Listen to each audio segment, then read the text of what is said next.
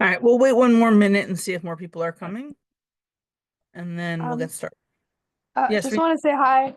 My sound is gonna be probably off because I'm like not the quietest of places, but I just want to say hi. okay, hi. Hi. Okay. See you. See you. Good to see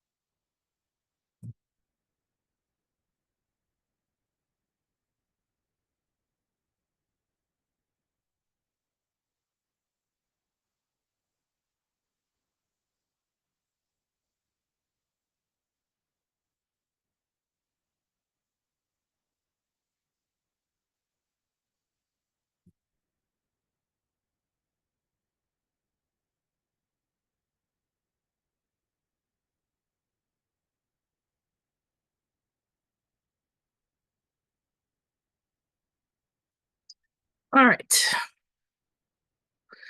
let's get started.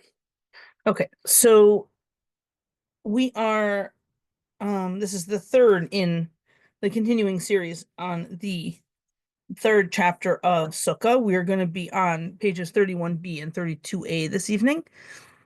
And we are sort of continuing from what we were doing before. We had an interpretation by Rava last week of a machloket, a dispute between Rabbi Yehuda and the other rabbis, which depended on Rava's claim that while Rabbi Yehuda did not require the other species to be beautiful, Rabbi Yehuda did require the etrog to be beautiful.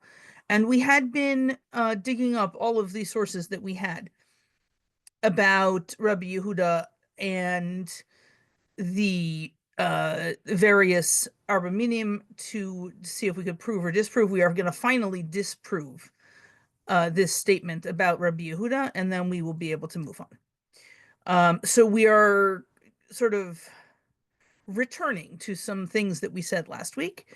The Gemara says Amarmar, which means, the master said, but like you said, like I'm addressing the teacher and saying, wait, did you say this thing? Geshem she'ein pochatim mehem kach ein mosifin alehem.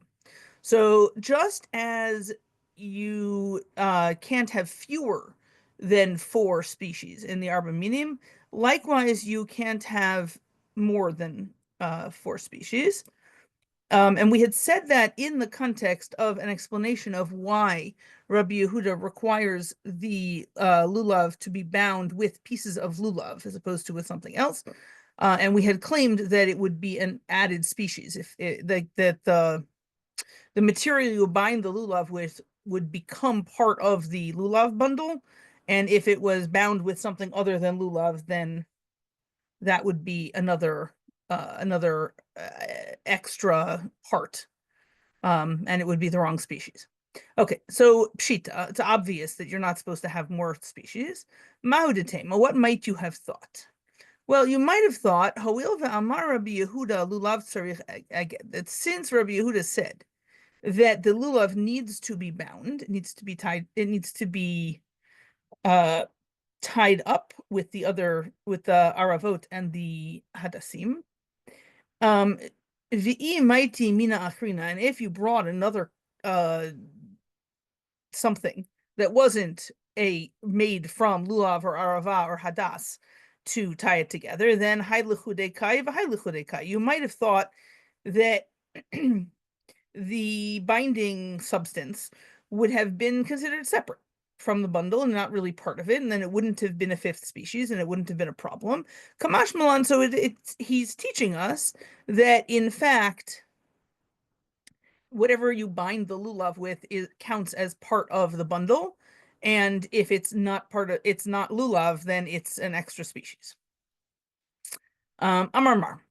So you also said lo matza etrog lo yavi lo rimon velo parish velo davar acher.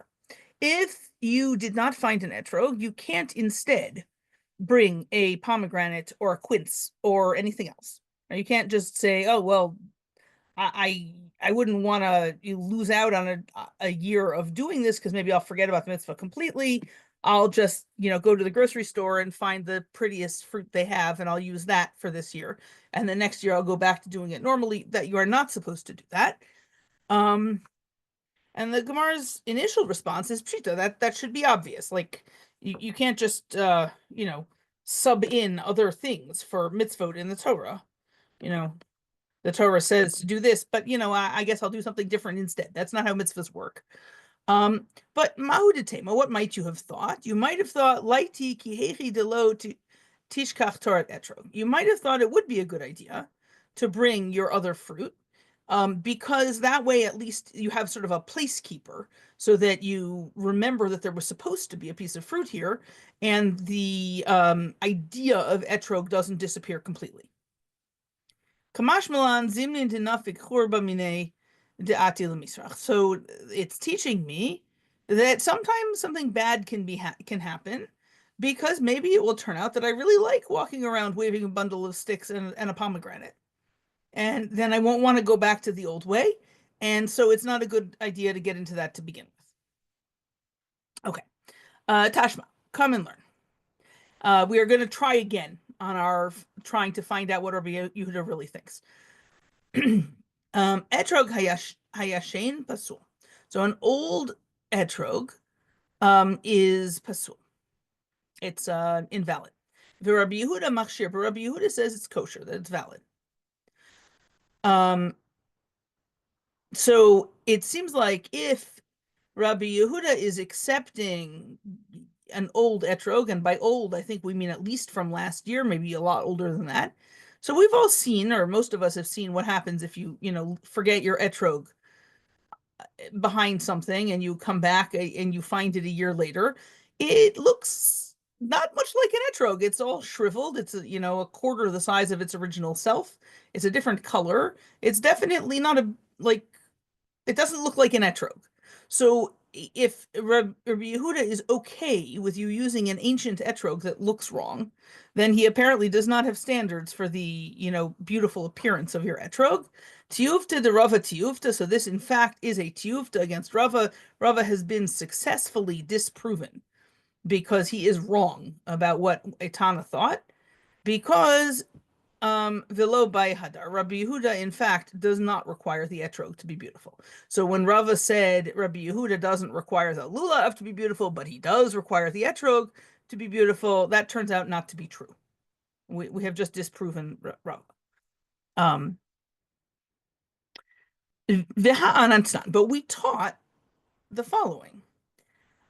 Hayarok karti Rabbi Meir machshir Rabbi Yehuda posel.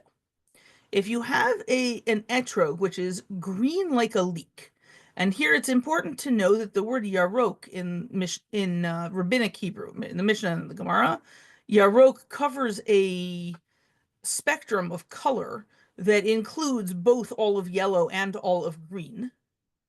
Right, so just the word yarok by itself does not tell you whether you're talking about something that is what we would call yellow or something that's what we would call green, which is why when it matters, they tell you, oh, it's yarok like a leek, that means green, or there is also a yarok like something else, which is yellow, and I don't remember what it compares it to there. I apologize for that. But yarok karti means green.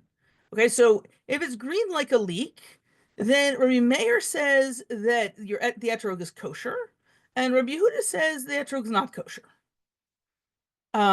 So that sounds suspiciously like he does care what your etrog looks like. So lav mishum debai hadar, isn't it because Rabbi Yehuda requires your etrog to be beautiful? No, it's not. Mishum delo gamar peri. It says it's because it's oh, I'm sorry. The English should say no, comma, not to. That's a typo. No, because the problem there is not that the etrog is ugly, it's that it's not fully developed. Meaning it's not that he requires the etrog to be beautiful, he just requires it to be an etrog.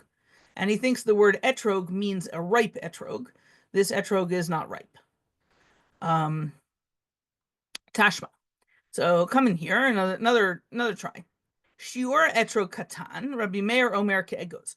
The standard for how large an etrog has to be, so this is the standard for a small etrog, so that means the minimum size of an etrog is Rabbi Meir Omer ke'egos. Rabbi Meir says like a walnut, which I don't know if their walnuts were smaller than ours. Generally speaking, over time, agriculture seems to make fruits and vegetables bigger. So I doubt that that their walnuts were bigger. But even if they were the same size as our walnuts, that's a really small etrog. Rabbi Yehuda Omer kibetza. Rabbi Yehuda says like an egg, which usually we assume that's a chicken egg. That's on the small side for an etrog, but it's still, sounds like an etrog. So the question is, Rabbi Yehuda requires this, the etrog. Again, he has it would seem a higher standard for what the etrog is supposed to look like than the Rabbi Meir. Isn't that because Lav Mishum Debai Hadar? Isn't it because he thinks that the etrog has to be physically attractive, has to be beautiful?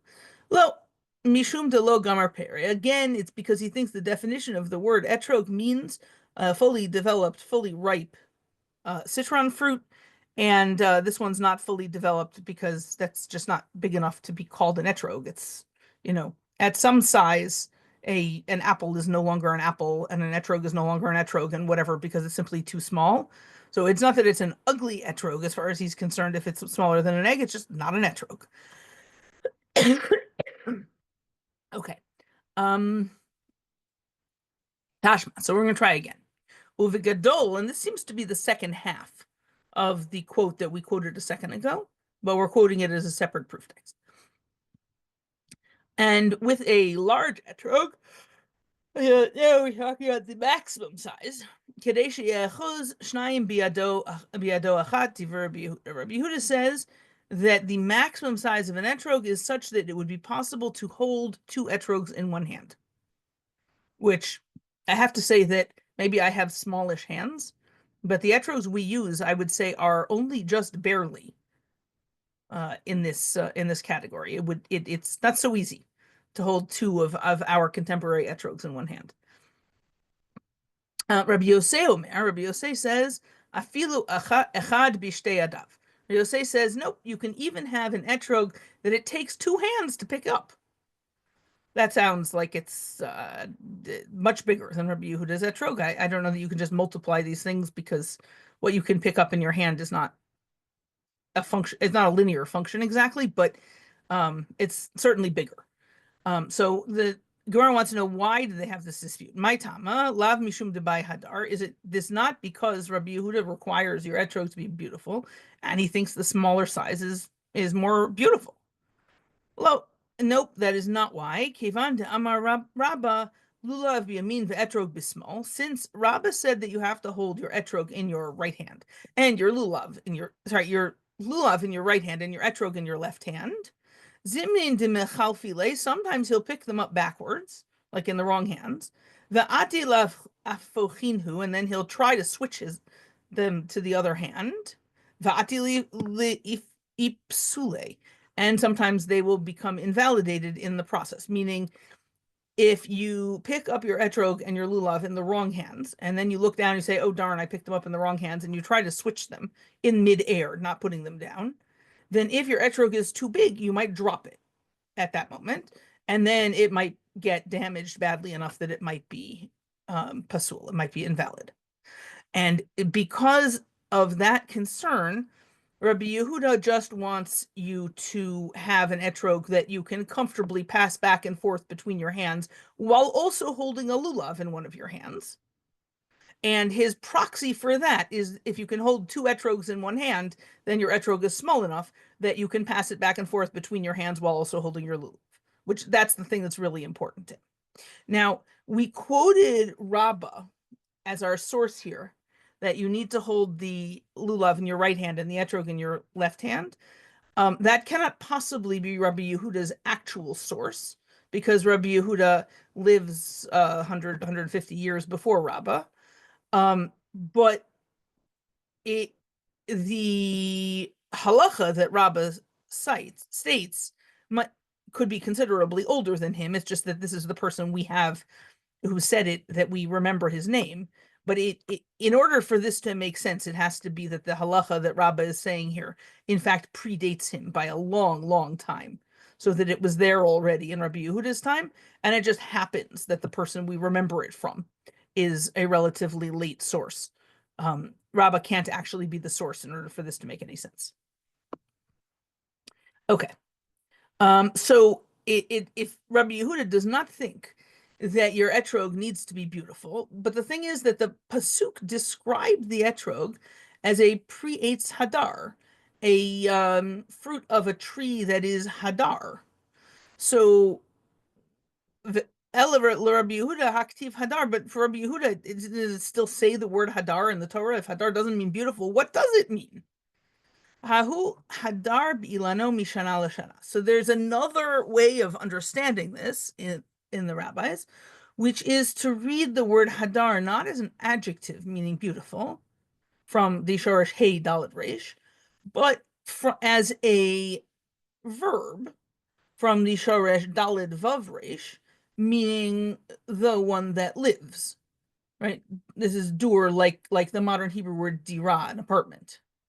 So hadar would be the one that resides, and hadar bi'ilano, the one that resides on its tree from year to year. Right. So the idea seems to be that an etrog stays on its tree for an unusually long amount of time for a fruit. I don't actually know how long an etrog stays on its tree, but apparently it's longer than normal. And Rabbi Yehuda could have read the pasuk as a reference to that rather than a description of what it's supposed to look like.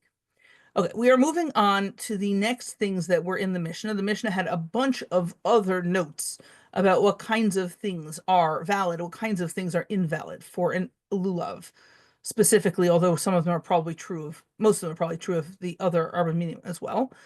And the next thing on our list, the Mishnah said that a lulav of an asherah or of an ir hanidachat was not valid. An asherah is a tree which is itself worshipped in some kind of nature worship cult. It's the tree itself is an idol. And the Torah says that an asherah needs to be destroyed. An Ir HaNidachat is a city that has entirely converted over to idol worship. And the Torah says that that city needs to be destroyed along with all of its people and all of the objects in the city. What the Asherah and the Ir HaNidachat seem to have in common is that this lulav is not actually supposed to exist at all. It's supposed to have been destroyed already. The Ir HaNidachat, by the way, that says in the Gemara and Sanhedrin that it in fact never happened. So I think we can assume for our purposes here that it's a thought experiment. On the other hand, I think that in the ancient Near East, people worshipped all kinds of stuff, including trees. So I would certainly not think that the Asherah was a thought experiment, but I think the Ir HaNidachat is. Okay. In any case, that was what the Mishnah said. But the Gemara challenges it. Vishela Asherah Pasul. Wait, is the lulav of an Asherah really not valid? Because we have this statement, V'ha'amarava, lulav shel avodah zara lo yitol v'im natal kasher. Rava said that a lulav of idol worship, you're not supposed to take it as a lulav, but if you did, you've successfully done the mitzvah. Okay. But the Gemara says, well, I can distinguish between a lulav shel avodah zarah and a lulav shel asherah. A lulav of an asherah and a lulav of idol worship.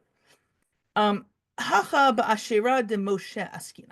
Here, meaning in the Mishnah, it must be that we're dealing with the kind of asherah that Moshe spoke about in the Torah. De ketute miktat shiure. Because since this is, like I said, something that's not supposed to exist at all, it's supposed to have been destroyed, it's not capable of having a minimum size because it officially doesn't have any physical existence at all. It's supposed to have no existence. So it can't possibly be whatever you think the minimum size for a lulav is, which the Mishnah said a tefach and enough to wave, which we'll deal with that when we get to that part of the Mishnah. But whatever the minimum is, you can't reach the minimum if you officially have no physical existence at all. Right. So the way you say that in Gemara language is that the required size has been crushed. Right. What that means is you don't the thing is not supposed to exist, and so it can't meet the minimum size requirement. And so that would be for the Asherah that is itself an idol. But that would mean that Rava's case must be then not that. And when he said a lulav of idol worship, that doesn't mean a lulav that was cut from a tree where the tree itself was worshipped. What it means is you have a lulav that for some reason belonged to an idolatrous temple. It was donated or it was being used in their worship in some way. We're not the only people in the ancient Near East who waved palm branches as part of a religious ceremony. So it was somehow associated with the idol worship, but it's not the idol itself. So perhaps it doesn't itself need to be destroyed the same way that an Asherah does. So you're not supposed to use it, but Rava is the one that's associated with idol worship. If you did use it, you've done the mitzvah. Whereas the one that was itself an idol, even if you did it, you haven't done the mitzvah because it officially doesn't exist. Okay, Daikanami, you can also tell the same thing by carefully examining the language of the Mishnah. Dekatani dumya dir hanidachat, because it taught the Asherah and the Ir Hanidachat together, and therefore presumably they have something in common. And this would be something that they have in common, that the thing cannot do the task of having a minimum size because it is not supposed to exist. Okay. Shmamina. So we learn that we conclude, in fact, that the kind of idolatry that is a problem for a lulav, a serious enough problem that even if you did the mitzvah, you haven't succeeded in fulfilling the mitzvah, is the kind where the lulav itself needed to be destroyed because it was part of an idol. Okay, moving on to the next bit of the Mishnah. The next thing was niktam rosho. So if the top of the lulav has actually been removed, it's been cut off. Yes, ma'am. Question. I don't know if probably it's addressed somewhere in the commentaries, I'm guessing, but we're talking about like a lulav, which is a palm tree, as far as I know, and a shera tree. Isn't that also like a species of tree? Can a palm tree be an ashera tree? Or I guess I'm deducing from this Gemara that that an ashera could also be a palm tree in some cultures. Yeah, I don't think an Asherah needs to be a specific species. Okay. Certainly in the Mishnah, I don't think it needs to be a specific species. I'm agnostic about whether it's a specific species in Tanakh. But in the Right. Mishnah, it seems to be a tree that is being used as an idol, and I don't think it has any other specifications. Okay. Got it. Sure. And the background of the Mishnah, it exists in a background of a world in which people are absolutely worshiping all kinds of stuff. So Well, what? till today, people worship trees. I mean, the truth of the matter Yeah. is, even in America, so like nature. I have a friend, unfortunately, who got involved in like partially like I mean, it's Hare Krishna cult, but I think they worship nature too. Or is it? Yes, I don't know anything specific about them, but this would be more than just worshiping trees in general. This would be that this particular tree has become an idol. Um, Right. I'm going to work on the assumption that the Tanaim and probably the Amoraim, but for sure the Tanaim earlier still in the Roman Empire know a lot more about paganism than I will ever know, because they're actually surrounded by people who actually pray to, the Roman pantheon and all manner of other, right? The Roman Empire is also a very uh, big and cosmopolitan place with lots of different cultures mixing together. I would imagine they're familiar with the kinds of things that people worship in a way that I'm not likely to be.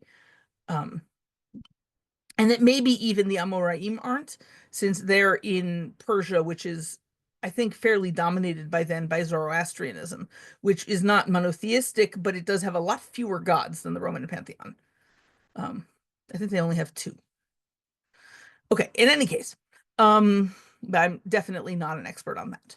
Okay, so back to our the Mishnah had said that a lulav that's missing its rosh, its head, and I believe that the rosh is the end where the leaf points are, not the end that the leaves are growing from, that we hold at the bottom, but the end with the pointy leaf ends that we hold at the top when we're holding our lulav. I believe that is the head.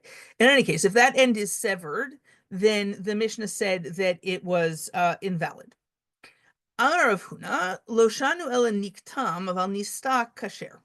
So Rav Huna says, well, it sounds like if the head of the lulav is actually missing, it's actually been cut off, then the lulav is pasul, it's invalid. But as long as the end of the lulav is still present, it sounds like the lulav is kosher, even if the top is split.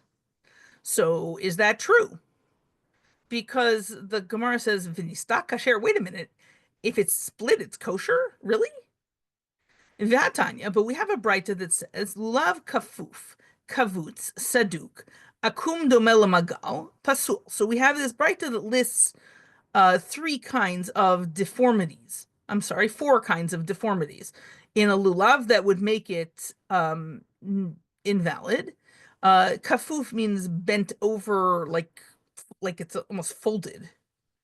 Kavutz is thorny. There's apparently, we're going to see a little bit later that the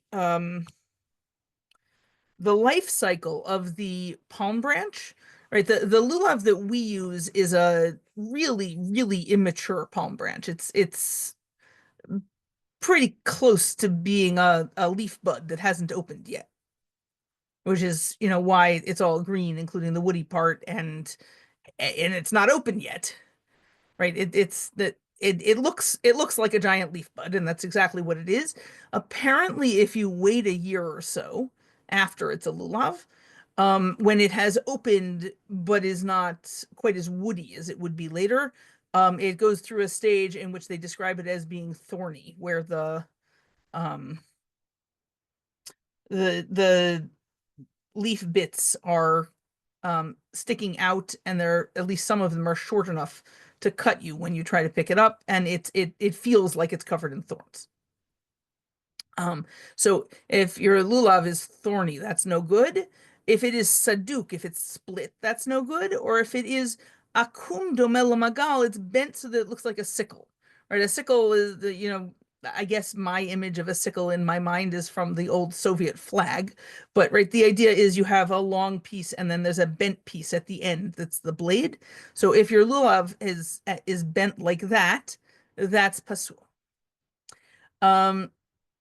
Charut pasul. If your lulav is charut is the when it's matured, I think Rashi says all the way to the third year of life, when it becomes hard and woody. So that's no good. And if it is just domel lecharut, if it's sort of woody, it's similar to being woody, but it's not quite woody yet, that would still be kosher. Okay, so there's some sort of hardened but not yet all the way hardened stage that is kosher, but the all the way turned into wood stage is no longer kosher. So what the problem we have is that Rav Huna inferred from our Mishnah that a lulav with a split end would in fact be kosher, but we have this brayta that says that a lulav that's split on the end is not kosher. And so which is it? Sorry. So Amar Rav Papa. Rav Papa says, De avid kehimnak. Rav Papa says the split lulav that's no good in the brayta is one that's like a fork, which Rashi says this means that it grew that way to begin with. It splits somewhere along the stem into two separate lulavs, but it's not that it didn't break, right? That's what its genetic coding told it to do. That kind is not a lulav and it's not kosher. But presumably in Rav Papa's universe, a lulav that grew normally as a single bud, and then it got broken so that the end is coming open and is split, that would still be kosher. Um, Akum domel magal, and how about this bent over to look like a sickle thing? Amar Rava lo amaran el lefanav. Rava says that it's only no good if it's bent like a sickle toward the front, which means if you're holding your lulav in your hand, right? The way you're supposed to hold your lulav, you're supposed to hold it with the smooth spine toward yourself. And if you're holding it that way with the smooth spine toward you, then the kind of bending into a sickle that is no good is when the top of the lulav is bent away from you. It's bent forwards, which I guess that's why they're saying it bent to the front. That's no good. Aval acharav, but if it is bent at least somewhat backwards toward you, toward its spine side, um, briatehu. That's just the way it grew. That's normal. That's fine. Which I have to say that I have some concerns about it poking you in the face if it's actually bent like that. So I'm not entirely sure it's safe to use a lulav like that, and I'd be very careful if I were you. But apparently, it's a kosher lulav. Um, Amar Rav Nachman. So Rav Nachman said, "Litzdadim kilafanav dami." Rav Nachman said, if it's bent sideways to the right or to the left when you're holding it with the spine toward you, then that's like it's bent forward, meaning that's no good. On the other hand, Amrila, and there's another version of Rav Nachman in which we quote him as saying, Kila acharav dami. That's like it's bent backwards. So it's fine. Right. So I would say this quote of Rav Nachman is, not really it's not really very helpful because either he said it's kosher or he said it's not kosher, but we don't have any way of knowing which one he said. So I think that the lulav that's bent to the side, we have gotten no new information about it by reading that Rav Nachman has been quoted in both directions. Um, Yes, this might either be like you already covered this or like not really part of the point, but like, um, are you like, do you know how to decipher like which side of is this is the soft part of the spine and which isn't? Because like this past year, I was somebody like I heard something about the spine and it has to be like it has to be basically a certain side of it has to be towards you and a certain side has to be away from you. And I wasn't able to really decipher like they look a little different, but like it was just hard to tell. okay, so when you're holding, I wish I had a photograph. Maybe I'll try to find one Oh, for next. I know what they look like and I When can you're like when you're holding the lulav, right, it has um leaves on either side. So we're going to call the places the leaves are going towards the side. And then on the one of the other sides that's not where the leaves are coming out is sort of a little bit concave almost. And all you see are the sides of the leaves. And on the other side, it's a little bit convex and it's very smooth, right? It's the only part of the lulav that it's safe to run your finger up and down, and there's nothing spiny or sharp. That smooth part, that's the spine, and you want that facing toward you.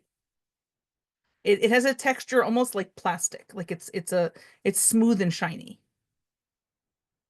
okay, I think I got it. So the one that's like kind of like there's a good vocab word. It's concave and the other Convex, one. Con yeah, what? convex, convex. Convex. So we want the side that's convex pointing Yes, towards on towards us, right? correct. Okay. Yes. Okay. And then we had one more note from Rava about lulav deformities. The Amar Rava, Hai lulava desalik bechad hutza, balmumhu pasul. Rava says a lulav that only grew leaves on one side. Again, this sounds like we're talking about a genetic coding issue. That this is how it grew to begin with, not that it got broken. Although if it got broken, it would also be no good because we said in the Mishnah that a lulav whose leaves have been ripped off is no good. But in this case, even if it, it's still got all the leaves it grew with, nothing's been removed. If there are only leaves on one side, that's no good. It's pasul. It's invalid. Okay. The next thing the Mishnah said was nifritzu alav. If the leaves separated, which we took to mean that the leaves had actually come all the way off of the stem. So if the leaves separated, that is invalid. It's not good. Amar Rav Papa nifritzu diavid ki chufia.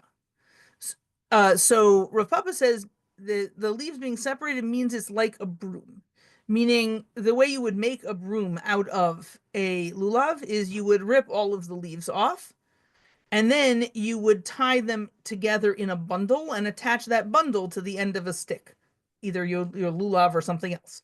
Right? That's how you would make a broom out of lulav leaves. And Rav Papa says that this separated leaves means that it's like that. The leaves have all come off, but you're trying to tie them back on.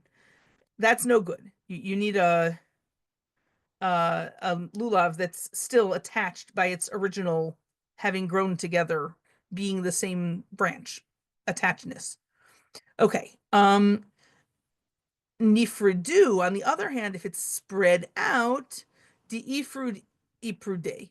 So that's not actually so helpful. He just used the same shorish 3 times. Spread means spread, seems to be what Rav Papa said. But I think that what he means is that the natural life cycle of the lulav would be if you left it on its tree, that the leaves would start to spread out and eventually they would become like what you know of as a palm branch, right? The leaves are all almost 90 degrees from the thing they're growing from. So that your lulav has just sort of started to come open is what it means to spread. It presumably not spread out all the way, but the leaves are no longer quite as tightly squished together as they used to be. And in that case, the Mishnah had said that, at least Rabbi Yehuda says in the Mishnah, that if that happens, you're supposed to bind it so that it doesn't continue spreading. But either way, it's still kosher. By Rav Papa. So Rav Papa asked, Nechleka tiomet mahu. So apparently the leaf on the end in the middle of the of the lulav is what Rav Papa calls a tiomet. A tiomet is a twin, I guess. And so it's that there all along the lulav there are separate leaves on the right and on the left. And Rav Papa seems to think that the last leaf in the middle is actually still one leaf with 2 sides. It's not split. And what happens if it does split? Tashma. Damar Rabbi Yochanan, this might be Rabbi Yochanan, might be Rabbi Matun. There's some manuscript issue there, but somebody, Amar Rabbi Yoshua ben Levi, nitzla tiomet pasul. So somebody said in the name of Rabbi Yoshua ben Levi that if the tiomet is removed, then the lulav is no good anymore. So removed sounds like if it's still there, it's okay, even if it's broken. My love hu adin nechleka. So maybe the same thing is true if it's split. No, nitzlashani dehachasarle. No, if it, in fact, what it means is that removed is no good because now you don't have your whole lulav. But as long as you have the whole lulav, the fact that it's not entirely intact might not be a problem. Unfortunately, Ikeda Amri, we have another version of this same tradition. Amar Rabbi Yochanan, Amar Rabbi Yoshua ben Levi, Nechleka tiomet, Naaseh Kamisha Nitzlat Tiomet Hu Pasul. That if the tiomet has split, that's as if it's been removed and it's invalid. So the same thing happened here that happened above with Rav Nachman and the lulav that's bent sideways, which is to say that we have 2 conflicting traditions about what the person said. And one tradition is that it's fine, and the other tradition is that it's no good. And we simply don't have any way of knowing what the correct thing is. So we we come out no better informed than we went in. Rabbi Yehuda Omer, and Rabbi Yehuda then said in the Mishnah that if the end was splitting, you should tie it together. So, Tanya, we quote a Breita version of Rabbi Yehuda, which is very similar to the version that we had in the Mishnah. Rabbi Yehuda Omer Mishum Rabbi Tarfon. Rabbi Yehuda quotes Rabbi Tarfon. Kapot Timarim, the words the Torah uses to describe the lulav is kapot tmarim, a branch of dates. And Rabbi Tarfon apparently noticed that kapot looks a lot like kafut. It's the same letters, just different vowels. And kafut means tied rather than branch. So he interpreted that kapot should be read as kafut also. And imaya parud yakpetenu. If it was starting to separate, then you should tie it up. Amar le Ravina le Ravashi. So Ravina said to Ravashi, Mimai dehai kapot tmarim du lavahu. So Ravina said to Ravashi, wait a minute. Hold on. I know we're at the very end of the Gemara period, and we've already had the Mishnah and the Gemara, and before that we had hundreds of years of Jewish history. But wait a minute, how do we know that the kapot tmarim is supposed to be a lulav after we've been doing it this way for 1,000 years? He said, Ema charuta, maybe instead of a lulav, maybe it's a mature branch, right? One of these branches that's fully developed, hard as wood, been there for years already. Maybe that's what we're supposed to be waving around. So Rav Ashi says, Ba'ina kafut veleka. No, we need it to be kafut. We need it to look like it's tied together or to actually tie it together. And you can't do that with a mature branch. The mature branch, the leaves are already perpendicular to the stem. And if you try to bend them over and tie them, you're going to break the whole thing. It's not going to work. Okay. So Ravina tried something else. He said, Ve'ema ufta. Maybe it's the trunk of the tree. That's a straight thing that's all together. It's not all spread out. We could say that that's tied together. It at least it has a togetherness to it. And so Rav Ashi says kafut michlal deika parud. Now, when we say bound together, that it has to be capable of separating. Vai kafut ve'omed leolam. And this thing, that the trunk is, permanently a long straight thing that's all attached. It doesn't ever spread out. Okay, so Ravina tries again. He says ve'ema kufra. So maybe it's this partly matured branch, which I mentioned a little while ago, is feels like it's covered in sharp thorns because the leaves are sort of partially mature and sticking out in a way that makes it impossible to hold it. So Amar Abaye said, "Daracheh darachei Noam v'chol nitivoteh shalom k'tiv." But it says in Mishlei that the ways of the Torah are pleasant and all of its paths are peaceful. So the Torah is not given a choice between telling us to hold a stick that doesn't hurt our hands and telling us to hold a stick that hurts our hands. The Torah is not going to choose the one that's going to cut our fingers. So Amar le Rava Tosfa'a le Ravina. Rava, the one who knew Tosefta. I do not know if this is a different Rava than our usual Rava, but I think it probably is because I think our usual Rava is too early to be talking to Ravina. He said to Ravina, the Ema Tarti Kape de Tamri. He said, but wait a minute, kapot sounds plural. Maybe we need branches of dates, not just a branch of dates. So maybe we should have two lulavs. And Ravina responds, kapat ktiv. Well, we read it kapot as if it had a plural ending, but there's actually no vav there. And so that gives us some ambiguity about singular versus plural. So we're going to interpret it as being only one branch. The Emachada. So Rava Tosfa says, well, maybe if you really want it to be singular, maybe we just need one leaf. And Ravina says, nah, lahahu kaf karile. That we wouldn't even call that kapot by any spelling. We would call that a kaf. Right, so you want something which is sort of a little bit plural, but not that much plural. That means a whole branch, but only one branch.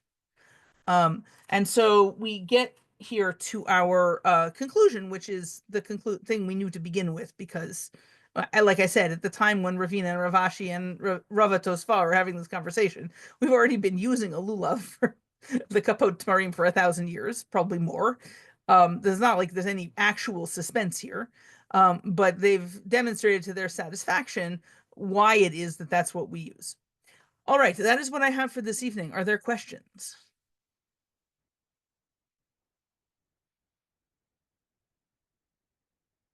All right. I think I am going to cancel next Monday evening because I have grandchildren here and I'm not going to have time to prepare. But I will hopefully send out an email saying that, because I should have it should have been in the email I sent out earlier today and I forgot. And hopefully also in the Shabbat announcements. Anyway, I hope I will see you 2 or possibly 3 weeks from this evening. In the meantime, have a lovely week. Happy Bye. grandchildren. Thank you. And I was, when we were talking about the size of the etrog, I have a recollection that in one of those little flyers that the Benot make every week, there was a little story about someone who grew very large etrogim. Um, I think that the yeah, Yemenite community uses very, very large etrogim. So they clearly don't hold like Rabbi Yehuda. But it does look awkward, I have to say.